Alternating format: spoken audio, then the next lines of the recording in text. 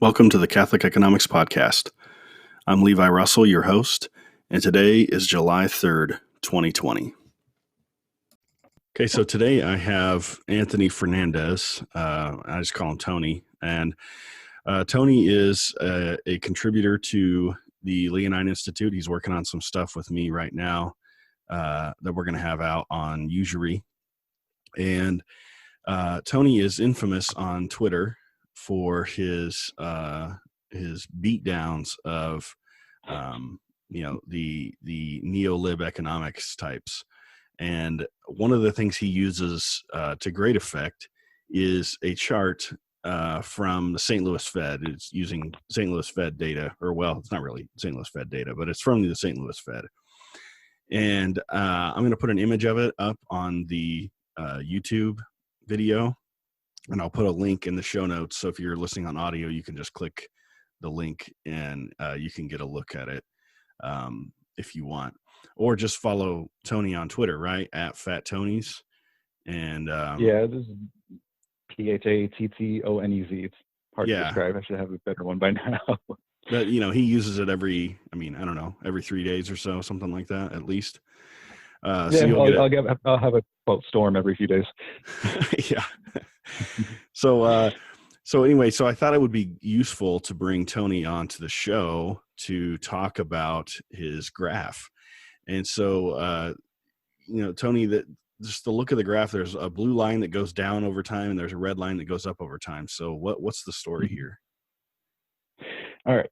So the main idea behind this graph is I want to talk about the relationship between productivity and wages over time in the economy, because you will always hear from either neoliberals, capitalists, whatever you want to call them, that as the economy is improving, as things are getting better, as technological progress is made, we can do so much more. And it's true that we can produce a lot more with the same amount of time. What used to take 2 hours maybe just takes 10 minutes now. And that's borne out by the data. So in red there, what I'm showing is total factor productivity, which is measuring how much goods can be produced by the same worker. So say in 1970, you could produce 5 widgets per hour. Maybe today you can produce 10 of those. And so that's a real improvement to society. Everybody is better off because of that. Everybody is happy with that, right? The issue is, how does that translate to the rest of society? And that's the real argument that we get into. Everybody's happy with that red line going up, but what do we do with that? Most would assume that that's a benefit that should go to all of society, right? As things are improving, everybody should be better off. And whether some people are going to see more of that improvement than others, that's not an issue that we really have, because certain people are going to merit more of a reward relative to others, but this is something that it shouldn't be hurting anybody, right? Yeah. It shouldn't actively make you worse off over time. Like at the very least, you should stay. You should be the same over time, right? I don't know. Exactly. So it's not as if we have gone through a horrible war and we've lost all of our industrial production. Our workers can't produce what they used to. Obviously, we would see a difference in productivity there. So at the very least, people should be the same as they were years ago when we were far less productive. And what we're measuring in the blue line is, okay, how does that translate to most workers? So I try to correct for 2 main issues when talking about wages. The first is that people will use averages. And if you know a little bit about statistics and different distributions, is that if you look at average, that can be skewed by very high income earners. So if you have maybe 5% of the population that has tripled their salary and the rest show no change, your average will still go up. So it's a little bit misleading because it doesn't show you the picture for most people. So what I like using instead is median, because that tells you, okay, this is what 50% of the people are earning more than, and 50% of the people are earning less than. It's telling you really what a more accurate description of the center of the distribution of wages. Yeah, so it's like if you lined everybody up based on their income from the lowest to the highest, and then you just walk down the line until you get to the person right in the middle. That's the person we're talking about with the median wage. Exactly. So it's a more accurate description of what most people experience. So that's the first thing. The other thing that I wanted to control for here is that there have been a lot of demographic changes in labor markets, and most notably is women entering the workforce. So we have to control for that, right? So if you use median household wages, for instance, you're going to be looking at going from one income household to two income households. So we have to control for that. So the way I do that is look only at men and look at their median wages. And then, of course, you have to control for inflation in some way. Most people would use CPI, but that's not a real cost of living for most people, right? My expenses aren't the CPI, they're real expenses. So what I divide by is the median sales price of houses sold. Why? Because that's the biggest expense for households by far. Right.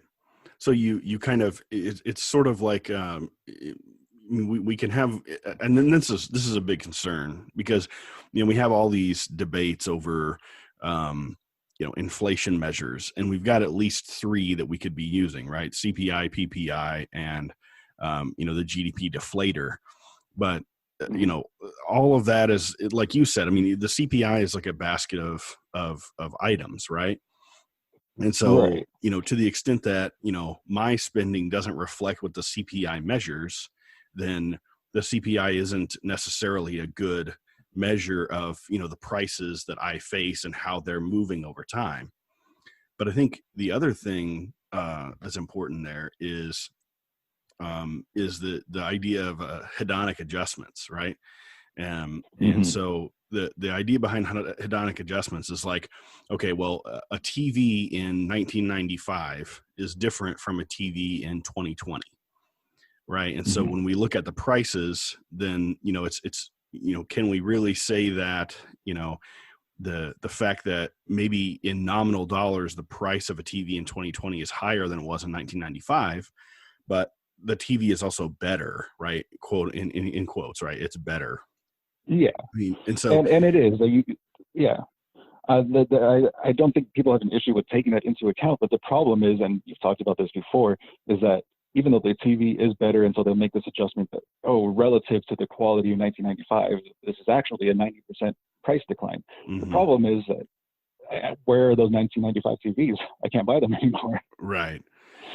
Yeah, it's like they don't actually exist anymore, and so then why are they relevant? Yeah, right. Exactly, yeah. So yes, I get more for my dollar, but I don't have the option. I have to spend that increased amount of money. So is it really a price decrease from my perspective? Not really. And this is something that we don't even really need, right? This is what is the benefit of measuring something like this that's not even a necessity? Well, sure. And I mean, you can do the same thing with, other items. Food, I don't know. You could say food has changed, but maybe it depends on what that's you're talking about. That's a whole other debate, right? Yeah. So the thing about this measure that is really good then is, and the reason why you pick, okay, so then instead of picking the whole basket, I'm going to pick one thing. And your thought is, well, let's pick the most expensive thing, the thing that is, if somebody's paying rent, it's probably their biggest expense. If they're, if they're in the process of owning a home, like, making mortgage payments, it's almost certainly their biggest expense, just in terms of like what comes out of their check on a monthly basis or whatever, on an annual basis. Right. So this chart is showing us then that, we've got over time productivity is increasing. And so we would think that, in I guess what we would call a just society, right, that this productivity would at least be not making things worse for the average person, right? But what you're showing is that as productivity is increasing, we're actually seeing a drop in, and I'll just kind of shorten it up, and I'll just say men's wages relative to the cost of a house, right? So yes, that's the best way to describe it. Right. And so that's dropping over time. That is going down. So in other words, my ability to use my salary as the average dude to sort of have a pater familias, right? To just have a family, is declining, even though productivity in the economy is increasing. Right. So as things are getting supposedly better, it's becoming harder to get the necessities of life. And this is not a slight decrease, right? You look at 1980 to, I think this ends in 2019, that's almost a 50% decrease. It's Right. now about twice as hard to do what people could do relatively easily in the late 70s. Right. And And that's, so, I mean, it's shocking. yeah, it really is. And I think, I mean, this is the thing is, because I can remember, and I don't know if you ever saw this, but I distinctly remember there being a video by Robert Reich, who was the labor secretary for Bill Clinton. And Mm-hmm. Robert Reich was showing, something similar to this, but, he was looking at, like, I mean, I think his wage measure wasn't as good, and it was, mainly working off of inflation, some kind of inflation measure. And then I remember the sort of libertarian response to it was, oh, well, if you use a different inflation measure, then, actually things are a whole lot better. And to me, that just seems so empty, because it's like, well, okay, well, I don't know which one's right. Like, you're not helping me understand this, because, he could be right or you could be right. Like, I don't, you're giving me an alternative, but so what, yeah, it's interesting to hear that criticism from libertarians, because they're the ones who will generally criticize the different inflation measures and say that they're all inadequate. Inflation is way more than is actually reported, and there's some truth to it, but strangely, they don't like to apply that to wages. Yeah, I mean, And you can see why it destroys you certainly all have their different assumptions. libertarian camps. So, I mean, Yes. but yeah, so I really like this as a sort of better response. I mean, it seems like, when we have a response to these discussions, so it's like a lefty will say something and then a libertarian will respond, and then our response is always like, kind of this weird combination of the two or something like that. It's like, in theory, we're granting some of the things that the libertarian is saying, but then, when it comes to the data, sometimes we're agreeing a little bit more with the lefty. And this, I think, is a case of that. So, what have, to what effect have you used this? Like, do you think in the conversations you've had on Twitter, do you think it has been effective in convincing people that, sort of not all is right in the world, and that maybe they need to have a different perspective when it comes to looking at the data, and maybe reevaluating their theory on, the social world? So in my experience, people's reaction to this, and this is generally a criticism that I'll make toward the more capitalist types, is they will question it and they will not accept the data at all. So they'll say, why are you using male wages? Why, when it's households that pay for houses? But I already explained why we're using male wages. Or they'll say, there have been improvements in houses, that you have to take that into account. And that's actually a decent criticism. Houses are bigger today than they were in the 70s. But even if you take that into account by using a different index, you see the same trend, that it goes way down. And so generally what happens is that they'll introduce those criticisms. I'll respond to it and say, no, this doesn't fix anything. It's still worse. We're assuredly far from improvements. And at that point, they tend to drop out because they don't know what to make of it. The main assumption behind their economic theories is that as productivity goes up, everybody should be improving. And then when you're faced with data that shows you the exact opposite, it's going to take you a while to digest that, to think about it and come up with some response to it. I mean, I've even had some that say that they're fine with it. And at that point, it's like, what is the point of your economy? You have this improvement in productivity, and if it's only going to, maybe 5% of the people, at that point, you have to get into questions of morality. Like, why should we be for that? Yes, productivity has gone up, and if it's not benefiting everybody, why do I care? Yeah.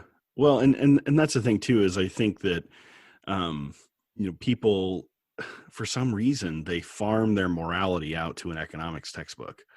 And it's like, so just because this is, we can frame things, this is the way things are, that somehow that's good. Right. And it's like, well, just because, the economy isn't a law of nature, right? It's sort of the way things, it's there's a mechanism to the way it works because of how we intentionally create it, right? And Hmm. so to me, it's like, why can't there be this reflection on, okay, well, things work this way, fine, but they could work a different way. So why can't we, or why can't we have some other principles at work here to decide how we're going to have the system operate? Right, and that's kind of the issue with libertarians in general, is that they'll sneak in their own moralistic assumptions in there, and you kind of don't detect it at first. Like, they'll just say this is how housing markets work, and this is the way labor markets work, and if you interfere with it, everything becomes much worse. And I really love the, this kind of argumentation when you get into kind of solutions to this problem. And they'll say, you can't do anything, otherwise everything will get much worse for everybody. You're going to end up with a scarcity of housing. Everything's going to get too expensive. And then I Right. look at them and I say, but that's already happening. Yeah. So how can you use that as a Exactly. serious criticism? Yeah. Like, yes, there are bad ideas. I'll agree with you, but what we're doing right now isn't working, and we Yeah. have to at least start with that. Yeah. It's, and my insight on this, and maybe it's not an insight, but is there's with all of this stuff about negative unintended consequences, there's the general framework for this is to look at the nirvana fallacy. And the name of the economist is escaping me, but he was a UCLA guy, but he was kind of a Chicago school, UCLA. Hmm. Oh, Harold Dempsey. There we go. I think he's still around, but he's very, very old. But he pointed out that just because you can devise some kind of policy on paper that would solve a problem, doesn't mean that that policy, when implemented, would be the best way of going about things. And I think that's fair. That's a decent criticism, from an academic standpoint. But I think what happens is we get into a situation where we go too far and we say, okay, well, yeah, because there's a possibility for unintended consequences, then the market is the solution we should always use. And I think that becomes the problem, because then it's like, okay, well, just because so I call it the reverse nirvana fallacy, right? Just because there Hmm. are potentially negative consequences to a policy doesn't mean the policy isn't the best way to go. Like, sometimes you hear about, the negative unintended consequences, and you're like, okay, well, I don't have a problem with that because I just have a different moral framework than, a Benthamite utilitarian, you know? Yeah, and that's, you'll get into that every time. They will not want to try anything else to say, oh, you're going to introduce this consequence, and so because of that, this isn't even worth trying. But that's the thing, is not all policies are going to have the same consequences, and some will have very few consequences. And isn't this really the whole point of economics, is to figure out what those consequences would be? We can predict what is going to happen before we even implement it, and we can talk about what will be the best way to address this. So maybe something like a straight rent cap isn't the best way to address it, but that's not the Right. only way that you can deal with the problem. Yeah. Yeah. And I think in a lot of these discussions, there's so much straw manning that happens, because people have only heard they've only heard people like you and me say one kind of solution. And so it just gets, okay, well, this is the only other option besides absolute free for all, right?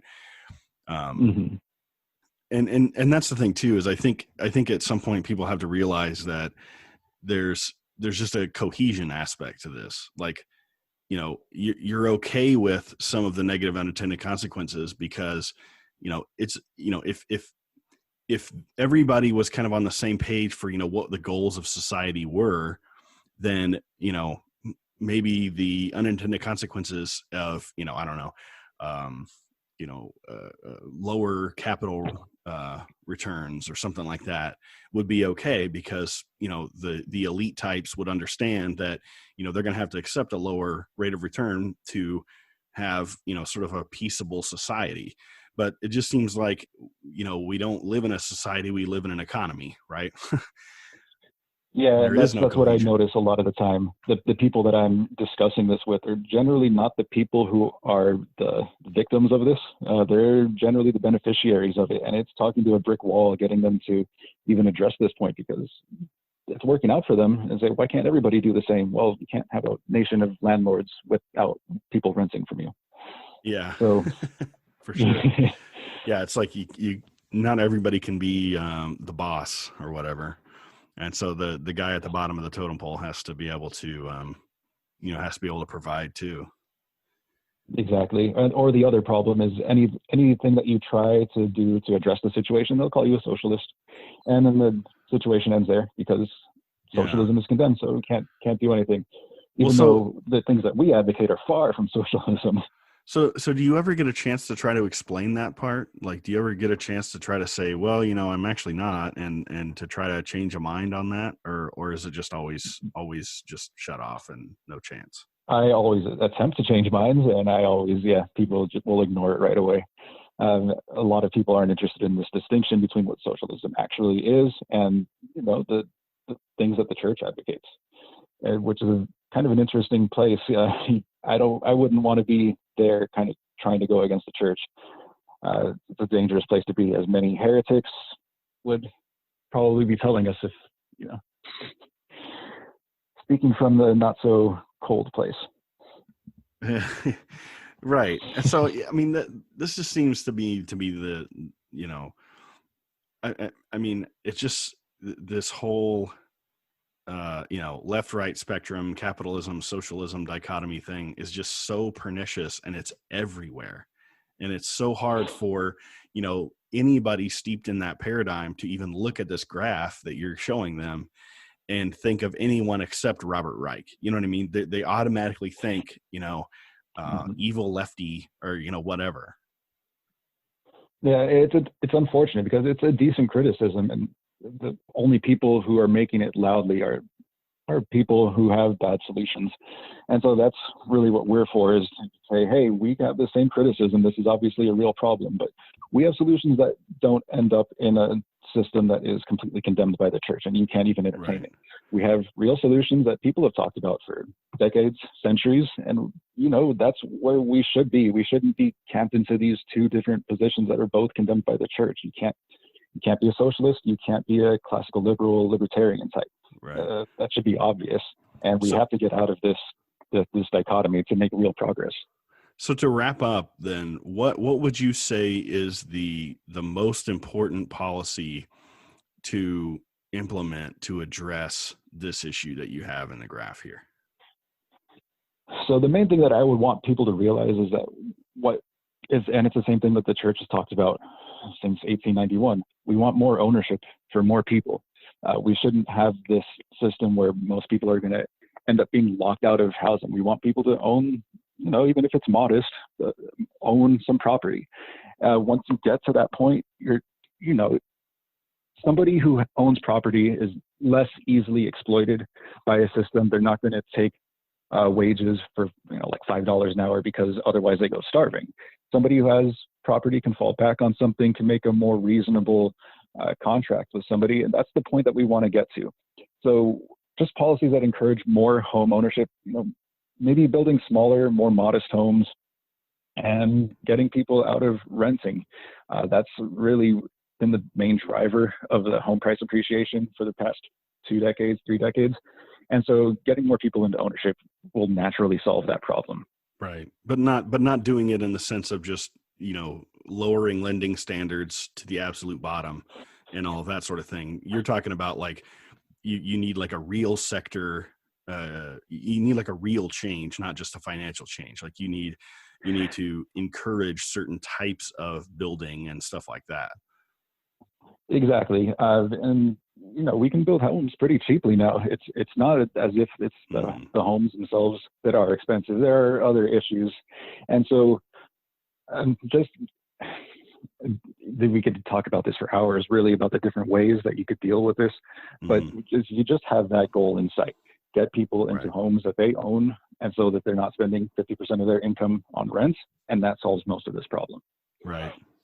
Well, I feel like maybe that's what we need to do as a follow-up show later on. Is just like a rapid fire, discussion of a whole range of policies to try to address this type of issue. So the last thing I want to say is if you're interested in, I guess, a more long form version of what of Tony's graph here, and I'll put a link to this. Check out Oren Cass's The Cost of Thriving Index. And it's a little bit more, there's a little bit more meat on it. And there are 3 other things, I think, in the basket. It's not just housing. And this is not to try to rain on your parade or anything at all, Tony, but no, but it's nice to have an actual economist deal. Yeah, well, I don't think Cass is an economist, random biology guy. Yeah, well, probably more than I am. Yeah, well, we do need our microbiologists too, though. So I'm glad you're here. Yes.